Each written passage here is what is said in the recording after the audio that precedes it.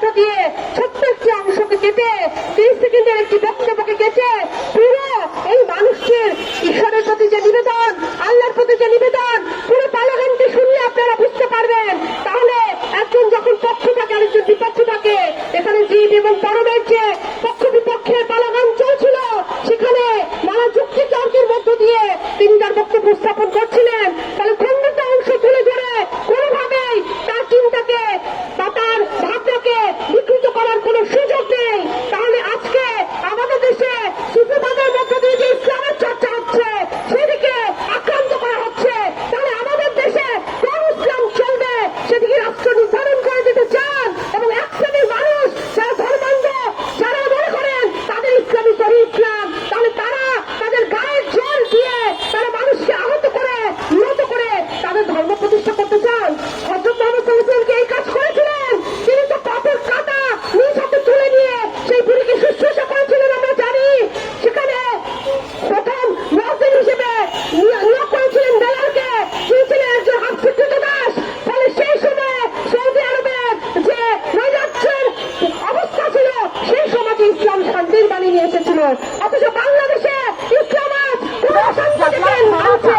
ফলে আমাদের দেশে বহু মতে, বহু পাপে ইসলামের চর্চা হবে, এটাই স্বাভাবিক। শুধু ইসলামকে প্রত্যেকটা ধর্মের মানুষের তাদের প্রকাশের অধিকার আছে, এমনকি প্রত্যেকটা জাতিরাষ্ট্রের মানুষের তাদের চিন্তা প্রকাশ করার অধিকার রয়েছে।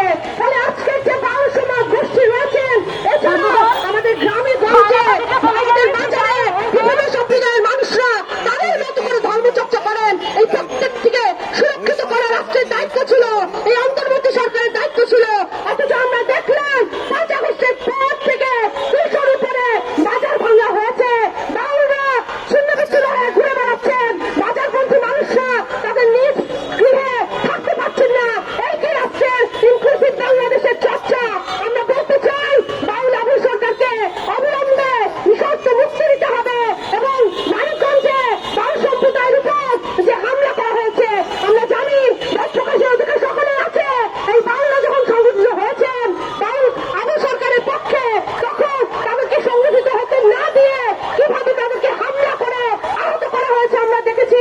আমরা বলতে চাই মত প্রকাশের এই অধিকারকে যেভাবে হরণ করা হলো অস্ত্র দিয়ে, লাঠি দিয়ে, সেটার বিরুদ্ধে রাষ্ট্রের দৃষ্টান্তমূলক ব্যবস্থা গ্রহণ করতে হবে।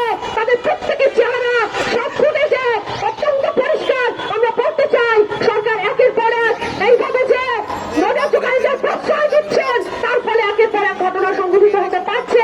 আমরা বলতে চাই বাউল আবুল সরকারকে অবিলম্বে মুক্তি দিয়ে এদেশে ধর্মচর্চার, এদেশে বিভিন্ন মতের চর্চার মানুষের যে সম্মেলন, সেই সম্মেলনের পথকে সুগম করুন। অনেকটাদেরকে অসংখ্য ধন্যবাদ। নির্ভরতা এবং সার্বভৌমত্বকে ধারণ করি।